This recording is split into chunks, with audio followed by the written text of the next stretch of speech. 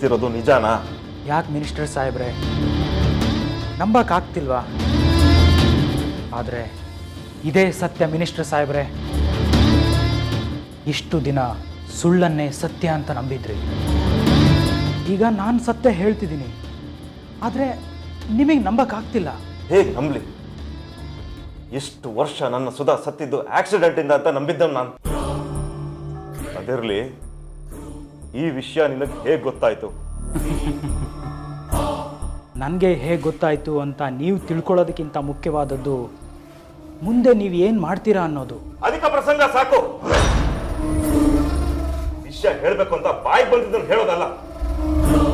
ಸತ್ಯ ಹೇಳಬೇಕು ಅಂತಂದ್ರೆ ಅದಕ್ಕೆ ಸಾಕ್ಷಿ ಬೇಕು.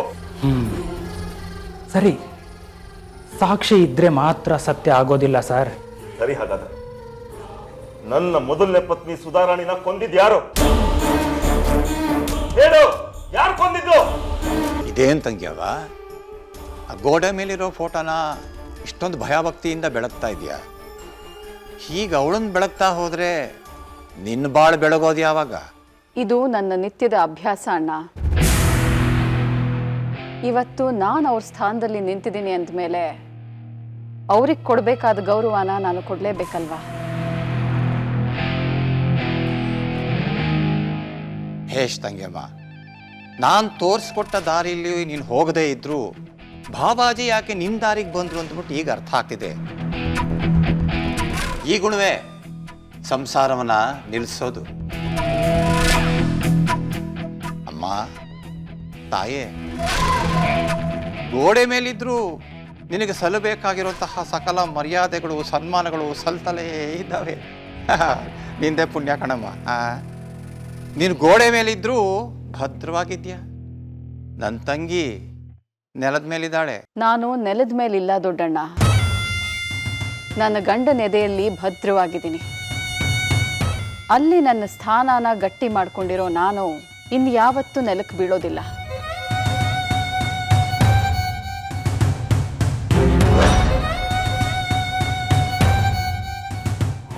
ವಿಜಯ್, ಆದ್ರೂ ನೀನು ಅಷ್ಟು ದೊಡ್ಡ ರಿಸ್ಕ್ ತಗೊಂಬರ್ದೆ ಎತ್ಕೊಳೋ. ಹೌದು ವಿಜಯ್. ಅಲ್ಲ, ಈ ಆಪಲ್ ಟೆಸ್ಟ್ ಇಂದ ಲವ್ ತಿಳ್ಕೊಳ್ಳೋ ಆಗಿದ್ದಿದ್ರೆ ಪ್ರಪಂಚದಲ್ಲಿ ದೇವದಾಸ ಇರ್ತಿರ್ಲಿಲ್ವಲ್ಲ ವಿಜಯ್? Correct love. ಆದ್ರೆ ಲವ್ ಇದೆ ಅಂತ ಕನ್ಫರ್ಮ್ ಆಯ್ತು ತಾನೆ? ಇಲ್ಲ ಅಂದಿದ್ರೆ ಗೀತಾ ಮುಖಕ್ಕೆ ಕೊಡ್ದಾಗೆ ಇಲ್ಲ ಅಂತ ಹೇಳೋಗ್ತಿದ್ಲು. ಯಾಕೆ ಸುಮ್ಮನೆ ಹೋದ್ಲು ಹೇಳು? ಮಗ, ಅದು ಬಿಟ್ಟಾಕು. ಅವಳಿಗೆ ಪ್ರೀತಿ ಇರ್ಬೋದು, ಆದ್ರೆ ಈ ನನ್ನ ಮಗ ಏನಾದ್ರೂ ಗುರಿ ಮಿಸ್ ಮಾಡಿದ್ರೆ ನಿನ್ ಜೀವಕ್ಕೆ ಅಪಾಯ ಆಗ್ತಿತ್ತು ತಾನೆ? ಅಪಾಯ ಅನ್ನೋದಕ್ಕಿಂತ ಗೀತಾ ನನ್ನ ಪ್ರೀತಿಸ್ತಾ ಇಲ್ಲ ಅನ್ನೋ ಬೇಜಾರೇ ಜಾಸ್ತಿ ಆಗಿತ್ತು. ಏಯ್, ಜೀವನ ಇಲ್ಲ ಅಂದಮೇಲೆ ಬೇಜಾರು ಹೇಗೋ ಆಗ್ತಿತ್ತು. ಆದ್ರೆ ಇವತ್ತು ನಿಜವಾಗ್ಲೂ ಜೀವ ಉಳಿದಿತ್ತು ನಂದು ಕಣ್ರೋ. ವಿಜಿಗೆ ಏನಾದ್ರು ಹೆಚ್ಚು ಕಡಿಮೆ ಆಗಿದ್ದಿದ್ರೆ ಇವ್ರ ಅಪ್ಪ ಅಮ್ಮ ನನ್ನ ಸುಮ್ಮನೆ ಬಿಡ್ತಿದ್ರು. ಮಗ, ನೀನ್ ಬಿಟ್ಟಿದ್ದ ಬಾಣದಿಂದ ನನ್ಗೇನಾದ್ರೂ ಏಟ್ ಆಗಿದ್ದಿದ್ರೆ ನಾನು ನಿನಗೆ ಟ್ಯಾಂಕ್ಸ್ ಹೇಳ್ತಿದ್ದೆ ಕಣೋ. ನೀನ್ ಕೇಳಿದ್ದೆಲ್ಲ ಕೊಡಿಸ್ಬಿಡ್ತಿದ್ದೆ. ಯಾಕೆ? ನನಗೇನಾದ್ರೂ ಆಗಿದ್ದಿದ್ರೆ ಗೀತಾ ನನ್ನ ಪ್ರೀತಿಯಿಂದ ನೋಡ್ಕೊಂತಿದ್ಲು. ಅವಳು ಆ ಪ್ರೀತಿ ಸಿಗುತ್ತೆ ಅಂದ್ರೆ ನನಗೇನಾದ್ರೂ ಪರವಾಗಿಲ್ಲ ಕಣ್ರ. ಲವ್ ಬಿಡ್ರೋ, ನಮ್ಮಣ್ಣ ಲವ್ ಅಲ್ಲಿ ಲಾಸ್ಟ್ ಸ್ಟೇಜ್ ಅಲ್ಲಿ ಇದ್ದಾನೆ. ಅವ್ನಿಗೆ ಇವಾಗ ಏನ್ ಹೇಳಿದ್ರು ಅರ್ಥ ಆಗಲ್ಲ.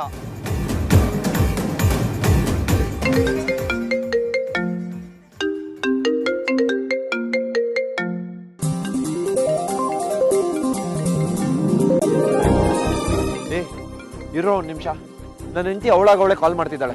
ಏನು ಅಂತ ಕೇಳ್ತೀನಿ. ಹಲೋ, ನಿನ್ನ ಹತ್ರ ಮಾತಾಡ್ಬೇಕು ವಿಜಿ. ಕ್ಯಾಂಟೀನ್ ಹಿಂದ್ಗಡೆ ಇರೋ ಪ್ಯಾಸೇಜ್ ಹತ್ರ ಬಾ.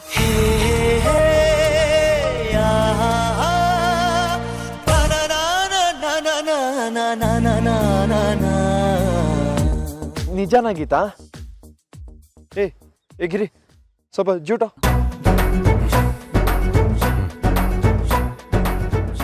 ಬೇಗ ಬಾ ವಿಜಿ, ಬರುವಾಗ ನೀನೊಬ್ನೇ ಬಾ. ವೈ ನಾಟ್, ಈಗಲೇ ಬಂದೆ.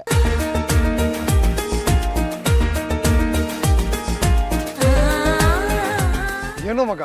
ಏಯ್, ಗೀತಾ ನನ್ನ ಕ್ಯಾಂಟೀನ್ ಹಿಂದೆ ಬರೋ ಕೇಳಿದಳೋ. ಗ್ಯಾರಂಟಿ ಅವಳ ಪ್ರೀತಿ ಇವಾಗ ನನ್ನ ಹತ್ರ ಹೇಳ್ಕೊಂತಾಳೆ. ಅದಕ್ಕೆ ಕರೆದಿದ್ದಾಳೆ. ನೋಡಿದ್ರಾ ಆಪಲ್ ಟೆಸ್ಟ್ ಇಂದ ಎಷ್ಟು ಒಳ್ಳೇದಾಯ್ತು ಅಂತ.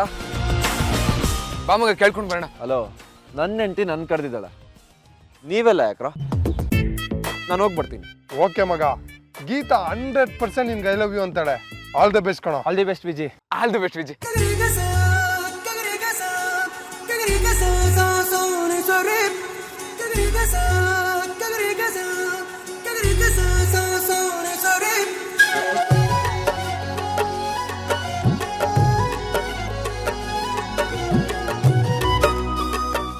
ಹೀರೋ ತರನೇ ಕಾಣಿಸ್ತಾ ಇದೆಯಾ? ಟೆನ್ಷನ್ ಮಾಡ್ಕೊಂಬೇಡ, ಹೋಗು.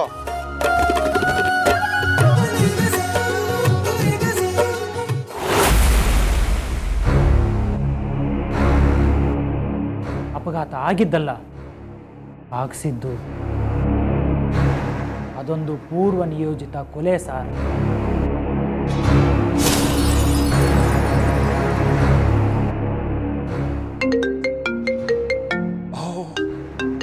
ತಂಗ್ಯವ್ವ, ಬಾವಾಜಿ ಫೋನು. ನಾನೇ ರಿಸೀವ್ ಮಾಡ್ತೀನಿ. ಹಲೋ ಬಾವಾಜಿ, ನಾನು ಭಾನು ದೊಡ್ಡಣ್ಣ. ಇವತ್ತು ಬಂದೆ. ಅದು ನಾನು ಒಳ್ಳೇದು. ಬಾನುಗೆ ಸ್ವಲ್ಪ ಫೋನ್ ಕೊಡಿ. ಸರಿ ಬಾವಾಜಿ, ಅವಳಿಗೆ ಕೊಡ್ತೀನಿ. ತಂಗ್ಯವ್ವ, ಬಾವಾಜಿ ನಿನ್ನ ಮೇಲೆ ಅದೇನು ಪಾಟೀಲ್ ಅವು ಇಟ್ಬಿಟ್ಟಿದ್ದಾರೆ ಅಂತ ಹೇಳ್ತೀನಿ. ನನ್ನ ಹತ್ರ 2 ಮಾತಾಡಿದ್ರೆ ನಿನ್ನ ಹತ್ರ ಮಾತಾಡೋ 2 ಮಾತಲ್ಲಿ ಕಡಿಮೆ ಆಗ್ಬಿಡುತ್ತೇನೋ ಅಂತಂದ್ಬಿಟ್ಟು ನಿನ್ನ ಹತ್ರನೇ ಮಾತಾಡ್ತೀನಿ ಅಂತ ಹೇಳ್ತಿದ್ದಾರೆ. ತಗೋ. ಮೂರ್ಖ ನೀನು. ಅಲ್ಲ ಹಾಗಲ್ಲ, ಬೈದಿದ್ದಲ್ಲ ಹಿಂಗೆ ತಮಾಷೆಗೆ. ಅಲ್ಲ ತಂಗೆಮ್ಮನ ಏನಂದ್ಕೊಂಡಿದ್ದೆ ನೀನು? ಭಾವಜಿನ ಸೆರಗಲ್ಲಿ ಹಿಂಗೆ ಹಾಕ್ಬಿಟ್ಟು ಗಂಟಾಕೊಂಡ್ಬಿಟ್ಟಿದ್ದಾಳ.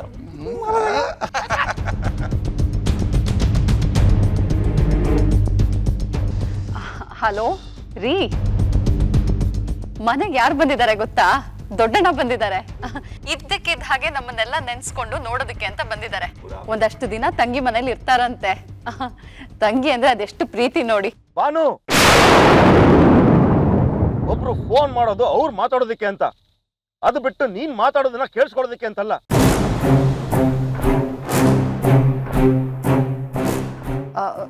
ಸಾರಿ ರೀ, ಏನಾಯ್ತು? ಆಗೋದೇನಿದೆ? ಅವಾಗ್ಲಿಂದ ನಿಂಗೊಂದು ವಿಷಯ ಹೇಳ್ಬೇಕು ಅಂತ ನೋಡ್ತಿದ್ರೆ ಅದಕ್ಕೆ ಅವಕಾಶನೇ ಕೊಡ್ತಿಲ್ವಲ್ಲ ನೀನು? ಒಂದ್ ಸ್ವಲ್ಪ ಬುದ್ಧಿ ಇಲ್ವಾ ನಿನ್ಗೆ?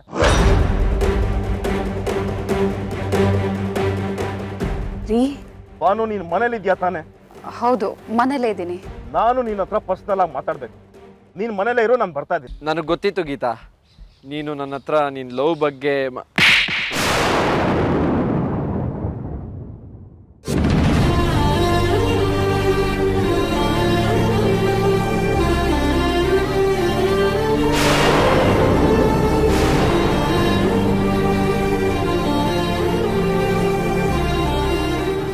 ಗೀತಾ. ಮಾತಾಡ್ಬೇಡ. ಏನ್ ಅನ್ಕೊಂಡಿದ್ಯಾ? ಜೀವನ ಅಂದ್ರೆ ಆಟ ಅನ್ಕೊಂಡಿದ್ಯಾ? ಪ್ರೀತಿ ಗೀತಿಯಿಂದ ಪ್ರಾಣ ಕಳ್ಕೊಳ್ಳೋ ಆಟ ಆಡ್ತಿದ್ಯಾ? ನೋಡು ವಿಜಯ್, ನಿನ್ ಜೀವನದಲ್ಲಿ ಇರೋದು ಈ ಗೀತಾ ಒಬ್ಳೇ ಅಲ್ಲ. ನಿನ್ನ ನನಗಿಂತ ಹೆಚ್ಚಾಗಿ ಪ್ರೀತಿಸೋ ನಿಮ್ಮಮ್ಮ ಇದ್ದಾರೆ. ನನ್ ಮಗ ನನ್ ಕನ್ಸ್ನ ನನ್ಸ್ ಮಾಡ್ತಾನೆ, ನನ್ ಕುಟುಂಬದ ಜವಾಬ್ದಾರಿನ ಮುಂದೆ ಹೊರ್ತಾನೆ ಅಂತ ಎದುರು ನೋಡ್ತಿರೋ ನಿಮ್ಮ ಅಪ್ಪ ಇದ್ದಾರೆ. ಇಡೀ ಜೀವನನ ನಿನಗೋಸ್ಕರ ಮೀಸಲಿಟ್ಟಿರೋ ಅವ್ರ ಬಗ್ಗೆ ಒಂದು ಕ್ಷಣನೂ ಯೋಚನೆ ಮಾಡ್ದೆ ವಯಸ್ಸಿನ ಆಕರ್ಷಣೆಗೆ ಜೀವ ಕಳ್ಕೊಳಕ್ ಹೋಗ್ತಿದ್ಯಲ್ಲ. ಏನಾಗಿದೆ ವಿಜಯ್ ನಿನಗೆ? ಬದ್ಲಾಗೋದು ಅಂದ್ರೆ ಇದಲ್ಲ ವಿಜಯ್. ಹೊಸ ಮನುಷ್ಯ ಆಗೋದು ಅಂದ್ರೆ ಈ ತರ ತಿಕ್ಕಲ್ ತರ ಆಡೋದಲ್ಲ. ಜವಾಬ್ದಾರಿಗಳನ್ನ ತಿಳ್ಕೊಳ್ಳೋದು. ನೀನ್ ಇನ್ನ 4 ಜನ ಉದ್ಧಾರ ಆಗೋ ಹಾಗೆ ನಡ್ಕೊಳ್ಳೋದು.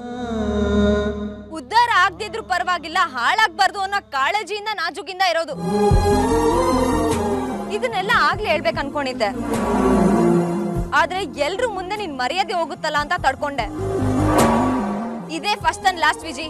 ಇಂಥ ಕೆಲ್ಸ ಮತ್ತೆ ಏನಾದ್ರೂ ಮಾಡಿದ್ರೆ ಸರಿ ಇರಲ್ಲ. ಅರ್ಥ ಆಯ್ತಾ?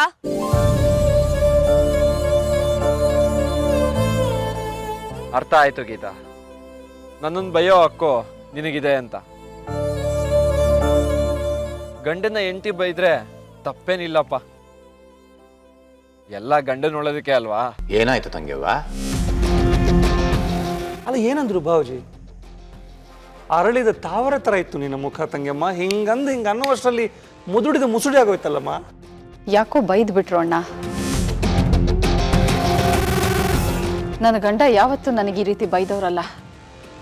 ಆದರೆ ಇವತ್ತು ತುಂಬ ರೇಗ್ಬಿಟ್ರು. ಒಂದು ಕಡೆ ನೀನು ಹೇಳಿದ ಮಾತು ವಿಜಿ ನನ್ನ ದಾರಿಲಿದ್ದಾನೆ ಅನ್ನೋದು ನನಗೆ ಸಮಾಧಾನ ಕೊಡ್ತು. ಆದರೆ ನನ್ನ ಗಂಡ ನನ್ನ ಮೇಲೆ ರೇಗಿದ ಧಾಟಿ ನೋಡಿದ್ರೆ ಅವ್ರು ಯಾಕೋ ನನ್ನ ದಾರಿಲಿಲ್ಲ ಅನ್ನೋ ಆತಂಕ ಮೂಡ್ತಾ ಇದೆ.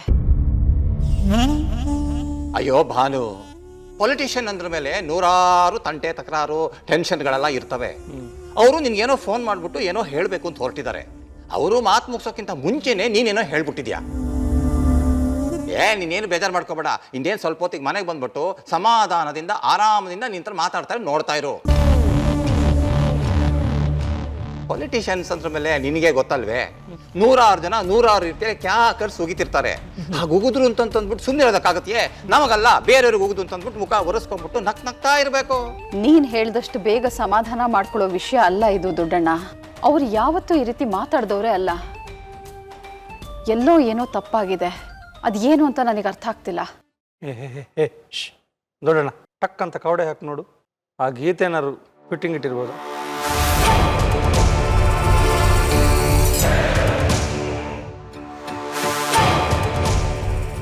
ಹಾ ಈಗ ಹೊಡಿತಾ ಇದೆ. ಇವತ್ತು ತಾರೀಕೇನು? 8ನೇ ತಾರೀಕಲ್ವೇನಮ್ಮ? 8ನೇ ತಾರೀಕೇನು? ಯೋಚನೆ ಮಾಡು. ಭಾವಾಜಿ ಯಾಕೆ ರೇಗಿದ್ರು ಅಂತಂದ್ಬಿಟ್ಟು ನನಗೆ ಈಗ ಅರ್ಥ ಆಯ್ತು ಬಾನು. ನೀನು ಅವ್ರೆದ್ರು ಹೋಗಿ ಅವ್ರನ್ನ ಮೀಟ್ ಮಾಡಿದ್ದು 8ನೇ ತಾರೀಕು, ಅವ್ರು ನಿನ್ನ ಒಪ್ಪಿದ್ದು 8ನೇ ತಾರೀಕು. ಆ ವಿಚಾರ ಗೊತ್ತಾದ್ರ ಮೇಲೆ ನಿಮ್ಮಿಬ್ಬರ ಜಾತಕನ ಒಟ್ಟಿಗೆ ತಗೊಂಡು ತಾಳೆ ಮಾಡಿ ಸಂಬಂಧ ಆಗತ್ತೆ ಅಂತ ನಾನು ಹೇಳಿದ್ದು 8ನೇ ತಾರೀಕು. ಅದು ಅವ್ರಿಗೆ ನೆನಪಿದೆ, ನೀನು ಮರ್ತು ಹೋಗ್ಬಿಟ್ಟಿದ್ಯಾ. ಅದಕ್ಕೆ ಅವರು ಫೋನಲ್ಲಿ ರೇಗಿ ಥರ ನಾಟಕ ಆಡ್ಬಿಟ್ಟು ಆಮೇಲೆ ಮನೆಗೆ ಓಡಾಡ್ಕೊಂಡು ಬಂದು ಕೈಗೆ ಗಿಫ್ಟ್ ಕೊಟ್ಬಿಟ್ಟು ನೀನು ತಪ್ಕೊಂಡು ಖುಷಿಯಲ್ಲಿ ಮುದ್ದಾಡಿ ಅಪ್ ಆಡ್ಬಿಡ್ತಾವ್. ನೋಡ್ತಾ ಇರೋ.